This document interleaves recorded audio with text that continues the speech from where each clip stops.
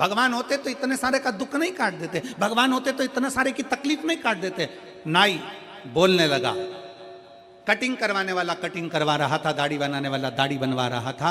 अब कटिंग पूरी हो गई, कटिंग करवाने वाला उठा, वो शंकर जी को बहुत मानता था, निंदा नहीं सुन पाया और उसके मन में गुस्सा भरा गया। गुस्सा भरा गया इसका मतलब ये नहीं कि गाली दे देगा, गुस्सा भरा गया इसका मतलब नहीं कि अपशब्द कर देगा। उठा, उठकर बाहर जाने लगा। जैसे ही बाहर जाने लगा, उसका पैसा देकर बाहर निकलते से ही उसने तुरंत नाई को बुलाया और बुलाकर कहा, सामने एक व्यक्ति निकल कर जा रहा है, उसके बड़े बड़े बाल हो रहे हैं, भिखारी जैसा लग रहा है, गंदा सा दिख रहा है। नाई से कहा, इसके कटिंग कर दे, इसके बाल काट दे, इसकी दाढ़ी बना दे। नाई बोला, काय को बनाऊं? मेरी चौखट पर आए, मेरी दुकान पर आए, मुझसे कहे कि कटिंग करो तो कटिंग करूंगा, मेरे से कहे दाढ़ी बना तो दाढ़ी बनाऊंगा। मैं क्या इसके पीछे पीछे जाकर बनाऊंगा? मैं क्या इसके पीछे पीछे जाता रहूंगा? मेरे पास आकर बोलेगा तो कटिंग करूंगा, मेरे पास आकर बोलेगा तो दाढ़ी बनाऊंगा। मैं किसी के पीछे पीछे जाकर कटिंग और दाढ़ी नहीं बनाता।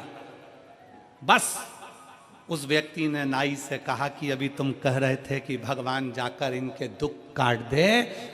उस व्यक्ति ने नाई से कहा कि जैसा तू कह रहा है कि मेरी चौखट पर आएगा तो कटिंग करूंगा, मेरी चौखट पर आएगा तो दाढ़ी बनाऊंगा, भगवान भी यही कहता है।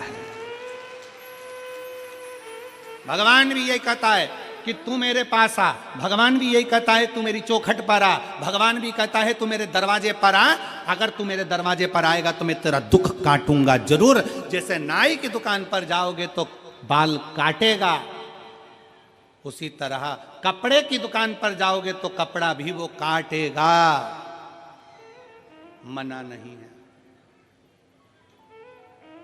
उसी तरह उस परमात्मा के दरवाजे पर जाओगे, एक लोटा जल लेकर शंकर जी की शरणागति में जाओगे, एक लोटा जल लेकर शंकर जी के पास में पहुंचोगे, एक लोटा जल लेकर शिव की स्तुति करने जाओगे, उसकी दरवाजे पर एक लोटा जल समर्पित करने के लिए जाओगे, तो ये निश्चित है वो दुख काटेगा जरूर। सारी समस्या का हल एक लोटा जल। आ जाओ।